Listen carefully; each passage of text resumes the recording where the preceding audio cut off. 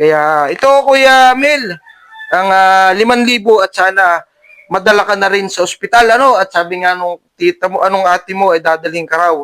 Ayun mga idol, nandito tayong muli sa PESA at pupuntahan natin muli si Kuya Mel. Sino po kasama nyo ate? Magandang umaga. Magandang umaga po. Pwede tayo mag-video ha? Ano kanya ate? Kapatid po. Ah, kapatid ka. Dito po tayo muli kana Kuya Mel para ihatid po yung kaunting blessing na pinagkaloob ng mabubuting tao. At napanood si Kuya Mel na talaga namang kita po natin yung kanyang sitwasyon na talagang hindi na po siya nakakatayo, hindi man lang makaupo. Sabi ko nga bibigyan ko ng wheelchair. Ay, hindi pala yung makakaupo dahil marami na ring sugat yung likod. So anong plano niya ate? Paano natin madadala si Kuya Mel sa ospital? Ano po bago po magmahal na araw ay dadalhin po siya sa ospital sa Maynila. Ospital? Sa Quirino daw po. Okay. Kukunin po nung tito namin. Ay, maigi naman. At kawa naman, oo. At talaga namang, kitang-kita natin yung kanyang paghihirap na nararamdaman. Ano po? Yan. At nandito ako sapagkat tayo may konting blessing akong bibigay kay Kuya Mel. Ayan, lagi ka ba nag-pray kay Lord itong mga nakalipas na araw? Opo. Mm-hmm. Po nawawala sa kanina. Oo, dapat lang sapagkat yan ang una-una nating karamay sa ganitong sitwasyon. Tayo man ay nasa paghihirap, nasa kasaganaan, ay lagi nating gabay dapat si Lord. At ngayon may nagbigay ng konting blessing na makakatulong kahit papaano sa iyong sitwasyon. Sa iyo ko na lang abot. Yan.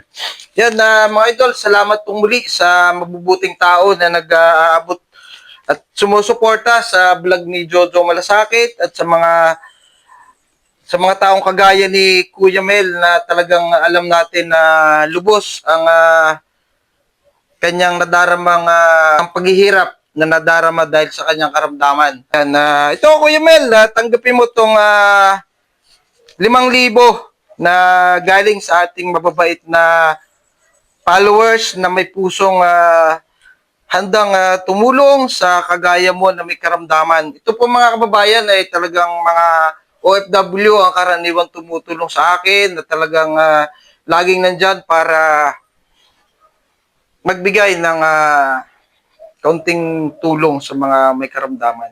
Unang-una. At grabe, napakabuting tao ng mga ito sapagkat alam natin ate, di ba, ang mga OFW maliliit lang ang kita niyan.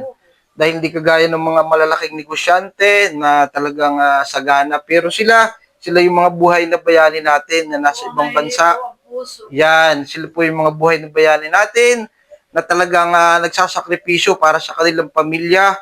At laging nandyan din po para sa ating mga kababayan para makapagbigay ng ganitong tulong sa mga ganitong may karamdaman. Kaya kayo po ang isa sa mga talagang hinahangaan natin sa pagtulong yung ating mga kapatid na OFW, ating mga kababayan. Sabi nga, iba po yung sympathy sa empathy. Alam niyo po ba ang sympathy? Ang sympathy po yung ikay naking simpatya lang sa may taong karamdaman na sabi mo nakakaawa. Oo. Oo, naaawa pero kailangan ko rin. Pero hindi siya nakapagbigay dahil pangangailangan din nila. Pero itong mga taong ito yung mga empathy na talagang kahit kailangan po nila na ipadala sa pamilya nila, nandun pa rin yung pagmamahal na ibahagi nila yung kaunti nilang blessing na pero dapat ay sa pamilya na nila. Kaya muli, saludo po kami sa inyong kabutihan, mga kapatid nating mga OFW. Kaya sana si Lord ang magbalik ng pagpapala at alam natin na ang mga taong nahabag sa ating kapwa ay kinahabagan din ng Panginoon.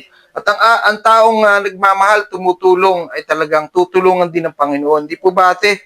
Kaya ito Kuya Mel, ang 5,000 at sana madala ka na rin sa ospital. At sabi nga nung tita mo, anong ate mo ay dadalhin ka raw sa Quirino at sana tuluyang ka ng gumaling sa iyong karamdaman. Kuya Mel? Balik po na magaling.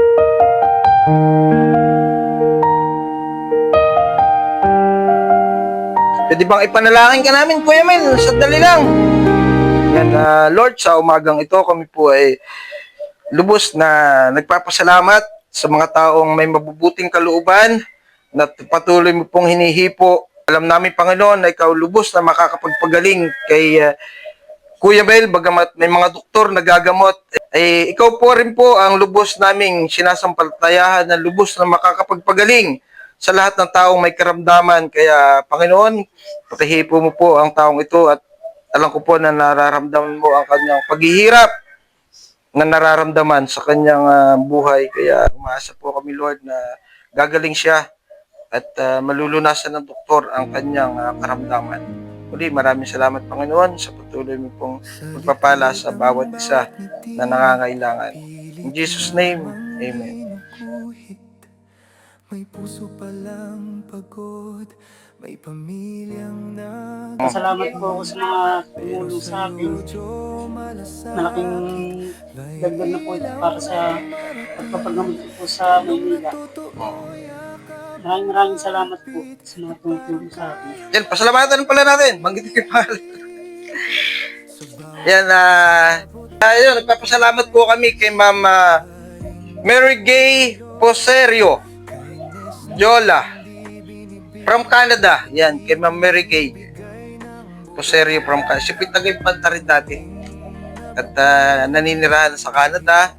Ganun din po kay Ma'am Tintin Fernando Maestre. Yan, kay Ma'am Tintin Fernando Maestre, nagbigay po siya ng 1,000. Kaya bali po yan ay 5,000. Yung sa galing kay Ma'am Mary Gay, at yung sa galing kay Ma'am Tintin. Kaya pasalamatan mo sila, si Ma'am Mary Gay, ni Ma'am Tintin. Maraming salamat po kay Ma'am Mary at kay Ma'am Titi.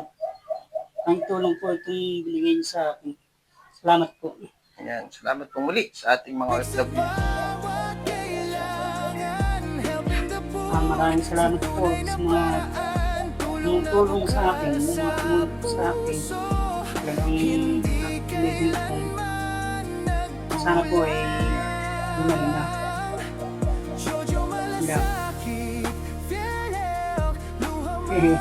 Kay Jojo, maraming salamat po. Dahil sa wala po itong mga blessing na madating sa akin. Kaya maraming salamat kay Jojo Malasapit. Welcome. At yun nga po ang lagi natin sinasabi. Tayo lang, ate, ay ginagamit lang ni Lord para kahit sa ganitong munting paraan ay tayo ay makapagbigay ng tulong sa kagaya ni Kuya Mel. At yun, salamat po muli. At tayo po naman ay muling pinagtiwalaan. Salamat po sa parating nagtitiwala sa ating mga followers para tayo ipagtiwalaan para maipaabot ang tulong. At yun po ay ating ibinibigay lahat. Kung saan po ang gusto na tulungan, doon lang po natin ibinibigay. Kaya muli po, ubos po ang pasasalamat natin. At nawa ay si Lord ang magbalik ng inyong kabutihan sa inyong puso. Ako pinagpapasalamat din kay Jojo sa mga tumutulong at kung hindi po sa iyo ay hindi po makukuha yung aking pamangkin, hindi makikita. Sabi nga po yung mga tao na gusto tumulong Apo. ay hindi po makikita dahil ginamit ka po ng Panginoon para tulungan ang aking pamangkin. Salamat po kayo. Ano pangalan natin? Anjimiras po. So, yung kanyang sister. Maraming salamat po sa lahat po na tumulong sa kapatid ko. Malaking bagay po yung pagtulong po ninyo. At maraming salamat din po kay Kuya Jojo dahil kung hindi po dahil sa kanya, hindi po makikita ng mga tao yung kalagayan ng kapatid. Yun lang po, maraming salamat po. Okay. Welcome, ate. Pangalan mo, ate? Manilin po. Ate Manilin. Okay, thank you, ate. Kuya Mel, bye-bye ha. Basta wag kang makakalimot kay Lord ha. At yun talagang the best nating dapat nating wag kalilimutan. Ano? Para tayo ay patuloy niyang ingatan at pagilingin. Maraming salamat po mga idol, mga kababayan sa patuloy niyong suporta. Malaking tulong po ang pag-share niyo ng video na ito para po sa susunod nating mga pupuntahan na kagaya ni Kuya Mel na may karamdaman. Muli, salamat mga idol and God bless.